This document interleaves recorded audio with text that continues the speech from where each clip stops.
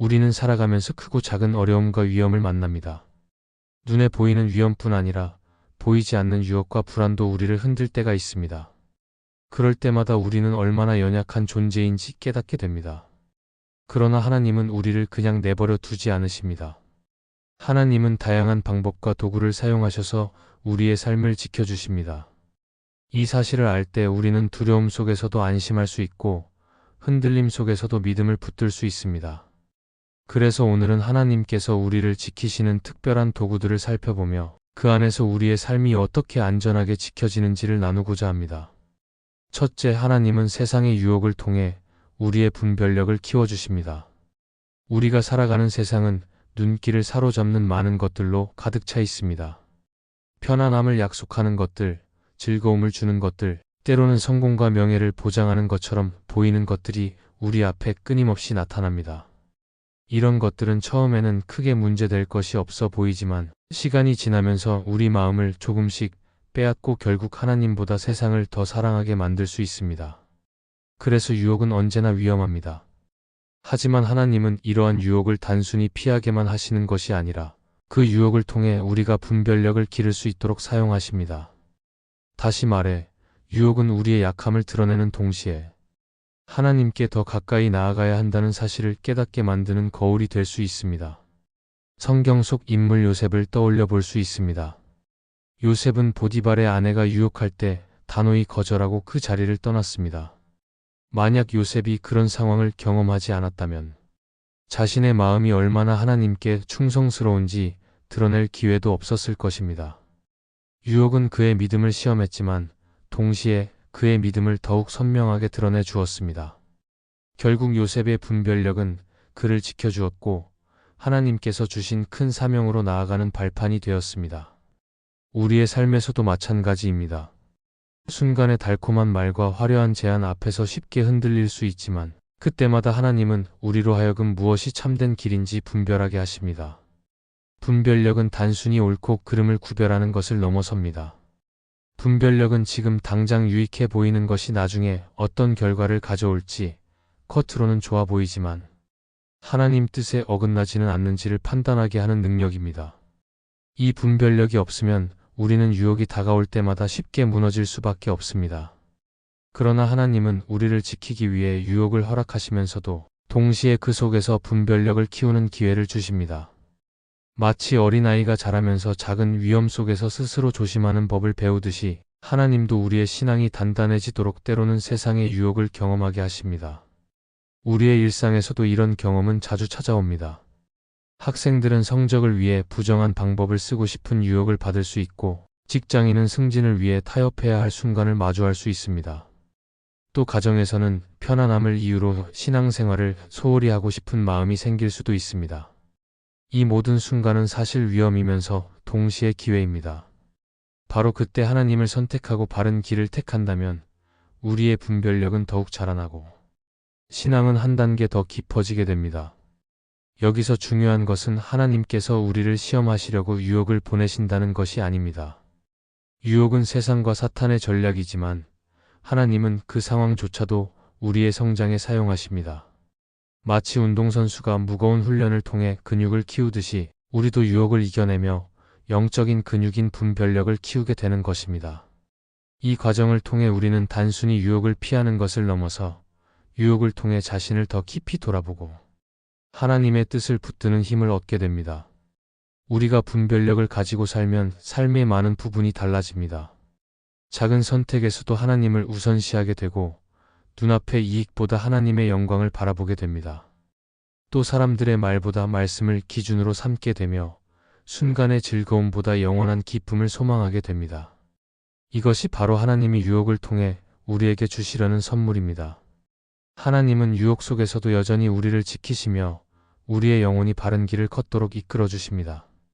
그러므로 우리는 유혹을 피하는 것에서 멈추지 말고 그 속에서 하나님께 더 나아가야 합니다. 흔들리는 순간마다 하나님의 말씀을 붙들고 기도로 마음을 지키며 성령님의 인도하심을 구해야 합니다. 그렇게 할 때 유혹은 더 이상 우리를 넘어뜨리는 덫이 되지 않고 오히려 하나님이 주시는 분별력의 훈련장이 될 것입니다. 하나님은 그 훈련을 통해 우리를 더욱 단단하게 세우시고 마침내 영원히 지켜주실 것입니다. 둘째, 하나님은 작은 깨달음을 통해 큰 위험을 피하게 하십니다. 우리의 삶을 돌아보면 하나님께서 주시는 깨달음이 늘 크고 놀라운 사건으로만 오지 않는다는 것을 알 수 있습니다. 오히려 아주 작은 깨달음 하나가 우리의 길을 완전히 바꾸고 더 큰 위험을 피하게 만들 때가 많습니다. 사람들은 보통 큰 일이나 특별한 계시 속에서만 하나님의 인도를 찾으려 하지만 실제로 하나님은 일상의 사소한 순간 속에서도 우리에게 말씀하시고 지혜를 주십니다. 문제는 우리가 그것을 귀 기울여 듣고 있는가 하는 것입니다. 작은 깨달음을 무시한다면 우리는 쉽게 큰 위험에 빠질 수 있지만 그 작은 깨달음을 붙든다면 하나님께서 예비하신 보호 속에 머물 수 있습니다. 성경 속에 등장하는 다윗의 이야기를 떠올려 보십시오. 다윗은 사울 왕을 죽일 수 있는 기회가 여러 번 있었지만 그때마다 하나님께서 주시는 작은 깨달음을 마음에 새기고 행동을 멈췄습니다. 사울은 하나님께서 세우신 왕이니 내가 손 떼면 안 된다는 단순한 깨달음이었습니다. 그러나 그 작은 깨달음이 다윗을 큰 죄에서 지켜주었고 결국 그를 왕위에 오를 수 있도록 이끌어 주었습니다. 만약 다윗이 그 깨달음을 무시하고 순간의 감정대로 행동했다면 그는 하나님이 세우신 뜻을 거스르는 큰 죄를 범했을 것이며 그의 삶은 완전히 다른 길을 걸었을지도 모릅니다. 작은 깨달음이 큰 위험을 피하게 한 것입니다. 우리의 삶도 다르지 않습니다. 때로는 양심의 가벼운 울림이 우리를 멈추게 합니다. 어떤 선택을 하려는 순간 마음속에 찔림이 느껴질 때가 있습니다. 혹은 누군가의 짧은 조언이 귀에 들어와 우리의 길을 다시 생각하게 만들기도 합니다. 또 성경을 읽다가 어떤 구절이 갑자기 마음에 깊이 다가와서 우리의 행동을 바꾸는 경험도 합니다. 이처럼 하나님은 작은 깨달음을 통해 우리를 인도하십니다. 그것은 우리가 인식하지 못한 큰 위험을 피하도록 하시는 하나님의 손길입니다. 작은 깨달음을 통해 얻는 은혜는 단순히 위험을 피하는 데서 끝나지 않습니다. 그 과정을 통해 우리는 하나님의 세밀한 사랑을 배우게 됩니다. 하나님은 큰 문제에서만 우리를 구하시는 분이 아니라 아주 작은 길모퉁이에서도 우리를 지켜주십니다. 우리가 생각하지 못한 부분까지 살피시는 그 사랑을 알 때 우리의 마음은 더욱 하나님께 의지하게 됩니다. 깨달음이 클수록 감사는 커지지만 작은 깨달음 속에서도 하나님의 사랑을 발견하는 사람은 더 깊은 감사와 믿음을 품게 됩니다. 그러므로 우리는 일상의 작은 깨달음을 소중히 여겨야 합니다. 작은 마음의 울림을 무시하지 말고 그것을 하나님께서 주시는 신호로 받아들여야 합니다. 하나님은 우리의 발걸음을 인도하시기 위해 많은 말씀을 하시지만 그것은 언제나 큰 소리로만 들려오는 것이 아닙니다. 오히려 조용한 속삭임처럼 다가오는 경우가 많습니다. 우리가 그 소리를 들을 수 있으려면 늘 겸손히 하나님의 뜻을 구하고 마음의 문을 열어 두어야 합니다. 작은 깨달음을 통해 큰 위험을 피했다는 경험은 누구나 가지고 있을 것입니다. 길을 나서려다 마음이 불편해 잠시 멈췄는데 큰 사고를 피한 경우도 있고 사람과의 관계에서 순간 떠오른 생각 때문에 잘못된 말을 하지 않고 넘어간 경우도 있습니다. 이 모든 것은 우연처럼 보이지만 사실은 하나님께서 우리를 지키기 위해 주신 작은 깨달음이었습니다. 우리의 삶은 이렇게 하나님의 세밀한 손길에 의해 지켜지고 있습니다. 결국 중요한 것은 우리가 그 작은 깨달음을 붙들고 살아가는 태도입니다. 작은 깨달음을 귀찮게 여기거나 무시하면 우리는 큰 위험 속으로 스스로 들어갈 수 있습니다. 그러나 그 작은 깨달음을 존중하고 하나님의 말씀으로 확인한다면 우리는 위험을 미리 피하고 안전한 길로 나아갈 수 있습니다. 이것은 단순히 삶의 지혜가 아니라 하나님께서 우리를 사랑하시기에 주시는 특별한 보호입니다.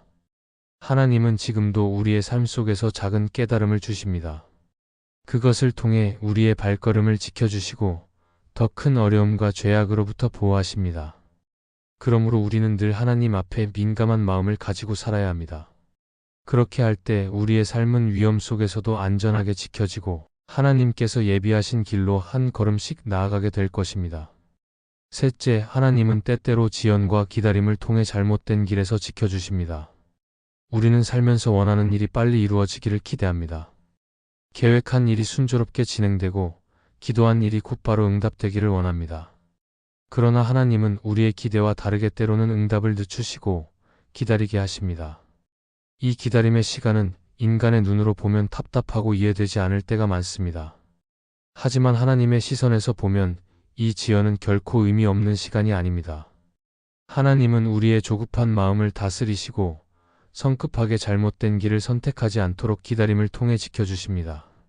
성경 속 아브라함을 생각해 보면 잘 알 수 있습니다. 하나님은 아브라함에게 아들을 약속하셨지만 그 약속이 이루어지기까지 오랜 시간이 걸렸습니다. 기다림이 길어질수록 아브라함과 사라는 조급해졌고 결국 하갈을 통해 이스마엘을 얻는 선택을 하게 되었습니다. 그 선택은 후에 많은 어려움의 원인이 되었습니다. 그러나 하나님은 결국 때가 되었을 때 이삭을 주셨습니다. 아브라함의 기다림은 그의 믿음을 단련하는 시간이었고 동시에 하나님의 뜻이 아닌 길로 완전히 빠지지 않도록 막아주시는 시간이기도 했습니다. 기다림이 없었다면 아브라함은 자신의 힘으로 약속을 이루려는 시도를 멈추지 않았을 것입니다. 하나님은 기다림 속에서 그를 지켜주셨습니다. 우리의 삶도 비슷합니다. 어떤 사람은 진학이나 취업에서 원하는 결과가 지연되며 좌절하기도 합니다. 또 어떤 사람은 인간관계나 결혼 문제에서 오래 기다리다 낙심할 때도 있습니다. 그러나 시간이 지나 돌아보면 그 지연의 순간이 없었다면 우리는 쉽게 잘못된 길을 선택했을 수 있다는 것을 깨닫게 됩니다. 하나님은 우리가 준비되지 않은 상태로 잘못된 길에 들어서지 않도록 기다리게 하십니다. 그것은 단순한 지연이 아니라 우리를 지켜주시는 하나님의 방법입니다. 기다림은 또한 우리의 내면을 성숙하게 만듭니다. 우리는 기다리면서 자신의 힘으로는 할 수 없는 것을 인정하게 되고 하나님께 더 의지하게 됩니다. 그 과정에서 욕심은 정리되고 진짜 중요한 것이 무엇인지 보게 됩니다. 기다림이 없으면 우리는 순간의 욕망에 끌려가 잘못된 선택을 하기 쉽습니다. 그러나 기다림 속에서 우리는 더 깊은 분별력을 얻게 되고 결국 하나님이 인도하시는 길로 나아가게 됩니다. 이것은 마치 어린아이가 성급하게 길을 건너려 할 때 부모가 손을 잡고 잠시 멈추게 하는 것과 같습니다. 부모는 지연을 통해 아이를 지키듯이 하나님은 기다림을 통해 우리를 지켜주십니다. 또한 기다림은 우리를 겸손하게 만듭니다. 내가 계획한 시간이 아니라 하나님이 정하신 때가 가장 옳다는 것을 배우게 되기 때문입니다. 사람은 자신의 속도와 기준을 고집하기 쉽지만 기다림 속에서 하나님의 주권을 인정하는 법을 배우게 됩니다. 이 깨달음은 우리를 교만에서 지켜주고 하나님의 뜻을 따르는 길로 이끌어줍니다. 하나님은 기다림이라는 도구를 사용하셔서 우리의 발걸음을 잘못된 길에서 지키실 뿐 아니라 우리의 마음까지도 보호하십니다. 일상에서도 이런 경험은 흔히 있습니다. 어떤 기회를 놓쳤다고 생각했는데 나중에 보니 그 기회가 우리에게 해가 될 수 있는 길이었음을 알게 되는 경우가 있습니다. 반대로 하나님이 허락하신 때에 열리는 길은 우리의 기대보다 훨씬 더 안전하고 복된 길임을 깨닫게 됩니다. 이 모든 것은 하나님이 기다림 속에서 우리를 보호하셨기 때문입니다. 결국 지연과 기다림은 하나님께서 우리를 사랑하시기 때문에 주시는 선물입니다. 그 시간 속에서 우리는 성급함을 내려놓고 하나님께 마음을 고정하며 더 깊은 신뢰를 배우게 됩니다. 그러므로 기다림의 순간이 찾아올 때 우리는 불평하기보다 하나님이 우리를 지키고 계신다는 사실을 기억해야 합니다. 하나님은 결코 늦으시는 분이 아니십니다. 오히려 가장 좋은 때를 아시고 그때까지 우리를 안전하게 지키기 위해 기다림을 허락하십니다. 따라서 기다림은 결코 낭비가 아닙니다. 하나님은 그 시간을 통해 우리를 단련하시고 잘못된 길에서 지켜주십니다. 우리가 그 사실을 믿고 기다림을 받아들일 때 우리의 삶은 더 안전한 길로 나아가고 하나님의 선하신 뜻 안에서 보호받게 됩니다. 기다림은 결국 하나님께서 우리를 향해 베푸시는 깊은 사랑의 또 다른 표현임을 기억해야 합니다. 넷째, 하나님은 잃어버림을 통해 진짜 지켜야 할 것을 보게 하십니다. 우리의 삶에는 원하지 않게 무언가를 잃는 경험이 찾아옵니다. 건강을 잃기도 하고 재물을 잃기도 하며 때로는 사람과의 관계를 잃기도 합니다. 이러한 순간은 우리에게 큰 아픔을 주고 때로는 모든 것을 빼앗긴 것처럼 느껴지게 합니다. 그러나 하나님은 이 잃어버림의 과정을 통해 우리가 진짜 붙들어야 할 것이 무엇인지를 보게 하십니다. 우리가 잃었다고 생각한 것이 사실은 없어져도 괜찮은 것이었고 반드시 지켜야 할 것은 하나님과의 관계였음을 깨닫게 되는 것입니다. 성경에서 욥의 이야기가 대표적입니다. 욥은 하루아침에 자녀와 재산, 건강까지 모두 잃었습니다. 세상의 눈으로 보면 완전히 무너진 삶이었지만 하나님은 그 과정을 통해 욥의 믿음을 새롭게 하셨습니다. 욥은 결국 고백합니다. 내가 주에 대하여 귀로만 들었사오나 이제는 눈으로 주를 배움나이다. 모든 것을 잃는 과정에서 오히려 하나님을 더 깊이 만나게 된 것입니다. 만약 욥이 아무것도 잃지 않았다면 그는 하나님을 단지 축복을 주시는 분 정도로만 알았을지 모릅니다. 잃어버림은 고통스러웠지만 그 속에서 하나님은 욥을 지키셨고 그의 신앙을 더욱 온전하게 세우셨습니다. 우리의 삶에서도 이와 비슷한 경험을 할 때가 있습니다.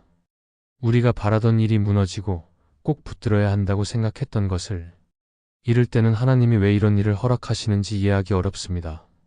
그러나 시간이 지나 뒤돌아보면 그 잃어버림이 오히려 더 큰 위험에서 우리를 지킨 순간이었음을 깨닫게 됩니다.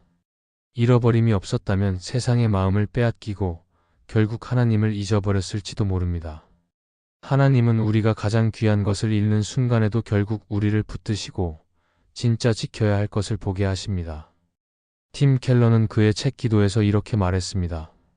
하나님은 우리가 구한 것을 주시기도 하지만 때로는 우리가 구한 것을 거절함으로써 더 큰 것을 주신다. 이 말은 잃어버림의 의미를 잘 설명해 줍니다.